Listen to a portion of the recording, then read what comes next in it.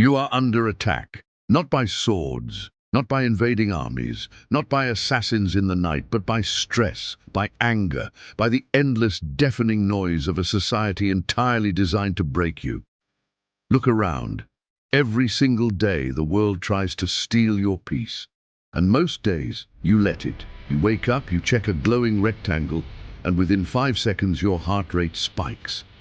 A passing comment from a stranger ruins your morning. A bad financial break ruins your month. A rumor ruins your year. You are fragile, like glass. You have been conditioned to react to everything, to have an opinion on everything, to let every single gust of wind blow you completely off course. You hand the keys to your emotions over to the outside world, and then you wonder why you feel so out of control. You are a puppet. Society is pulling the strings, and you are dancing exactly how they want you to dance. They want you angry. They want you anxious. Because a panicked mind is easy to control. But 2,000 years ago, the most powerful men on earth discovered a cheat code to human existence. A mental framework so impossibly powerful, it allowed them to rule entire empires, survive devastating plagues, endure torture, and face death with a calm, unbreakable smile. They did not have the technology we have, but they had something far more dangerous. They had mastery over the mind. They were the Stoics. Seneca, the wealthiest playwright in Rome. Epictetus, a man born into the brutal chains of slavery. Marcus Aurelius, the absolute ruler of the known world. 3 men from completely different lives, bound together by one ultimate realization. They recognized the sickness of the human ego. They realized a brutal, undeniable truth. You cannot control the world. You cannot control the economy. You cannot control the weather. You cannot control what people say about you behind your back. But you have absolute, supreme, godlike control over one thing: how you react. They learned how to build a fortress around the mind. They learned the ancient, hidden secret to becoming completely, entirely untouchable. The journey begins with a single painful step. You must admit that you are weak. You must admit that you have let the world dictate your happiness. Once you accept that, the chains begin to loosen. Imagine living a life where nothing can offend you. Imagine walking into a room, sensing the hostility, and feeling absolutely nothing but amusement. Imagine losing your job, looking at your empty bank account, and feeling a cold, calculating sense of excitement instead of dread. This is not magic. This is not delusion. This is the ultimate psychological reprogramming. This is the way of the Stoic. And by the end of this journey, you will no longer be glass. You will be stone. Step 1 is building your mental fortress. The ancient Stoics had a name for this. They called it the Inner Citadel. Right now, your mind is like a city with no walls. The gates are wide open. Anyone can walk in and cause total chaos. Someone insults you, and they just march right into your head. They set up camp. They take over your thoughts. You go to bed at night, and you are still thinking about what they said. You are letting them live inside your brain for free. When chaos happens outside, a weak mind panics. It cries, it complains, it points fingers. It screams that the world is not fair. But the Stoic does something very different.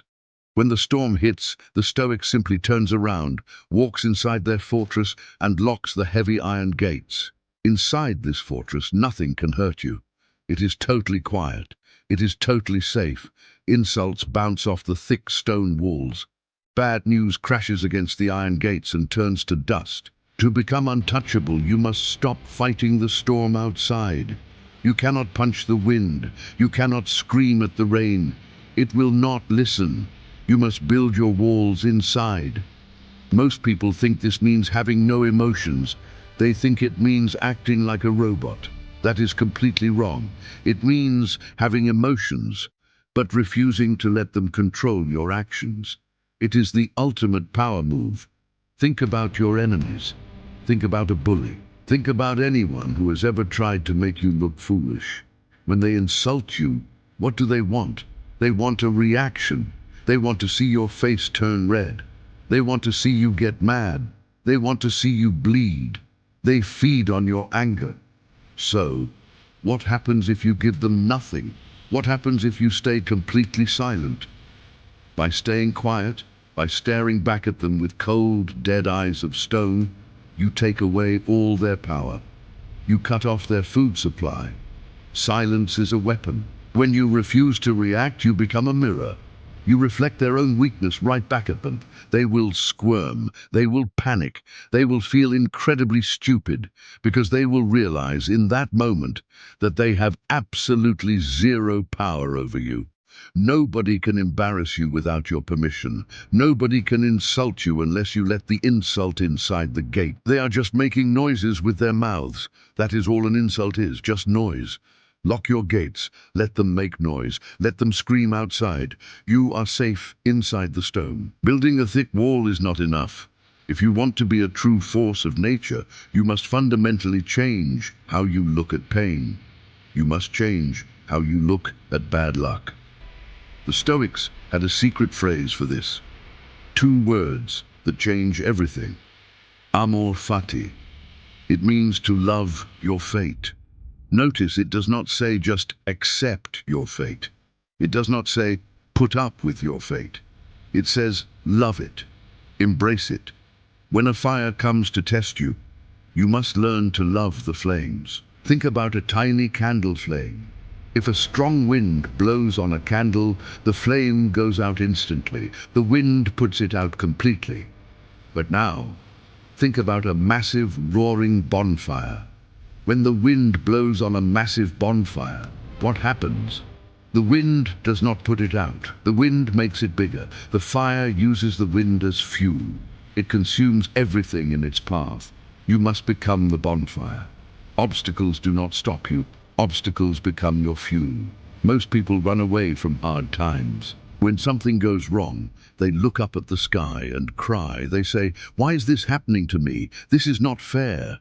The Stoic looks at the exact same bad situation, smiles and says, "Try me. Did you lose your job? Good. You were getting too comfortable. You were meant for something better, and now you are forced to go find it. Did someone break your heart? Good. You are learning how to be independent. You are growing tougher. Are you sick? Good. You finally have a chance to practice being brave. Did you fail a major test? Good. Now you know exactly what you do not know. When you start loving everything that happens to you, how can the world possibly hurt you? It cannot. You have hacked the game of life. You take the hardest moments and you turn them into medicine. Stop wishing for a life with no problems.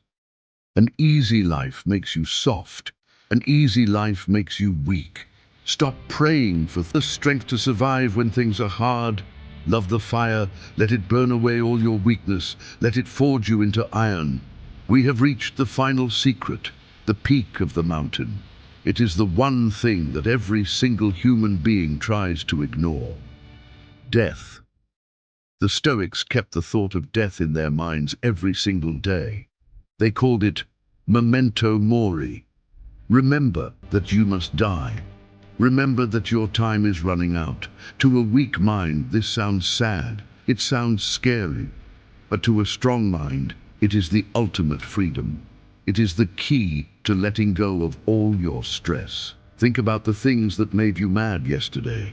A slow car in front of you on the road, a rude text message, someone giving you a dirty look, a mistake you made that felt embarrassing. Now, imagine a doctor walks into the room and tells you that you only have 24 hours left to live. Would you care about the slow car? No. Would you care about the text message? No. Would you care if someone looked at you funny? Never. The thought of death burns away all the pointless garbage in your life. It deletes the noise. It leaves only what is actually real. You are going to die. The people who judge you are going to die. The people who hate you are going to be forgotten entirely. Their names will be erased from history. Your embarrassments, your bad days, your failures, none of it survives. When you truly realize that your clock is ticking, you stop caring about what other people think. You stop living in the past. worrying about what you did yesterday. You stop being paralyzed by fear of tomorrow. You focus entirely on right now, in this exact second. Why are you spending your very short life worrying about the opinions of sheep? Why are you spending your time anxious about things you cannot control? To be untouchable is to be completely free. When you combine the inner citadel, the weapon of silence, loving your fate and remembering your death, you evolve into something else entirely. You reject the anxiety of the modern world. You opt out of the panic. Let everyone else run around in fear. Let them get angry over silly games. Let them complain. Let them break. You will stand tall, like a massive, heavy stone monument in a world made of very fragile glass.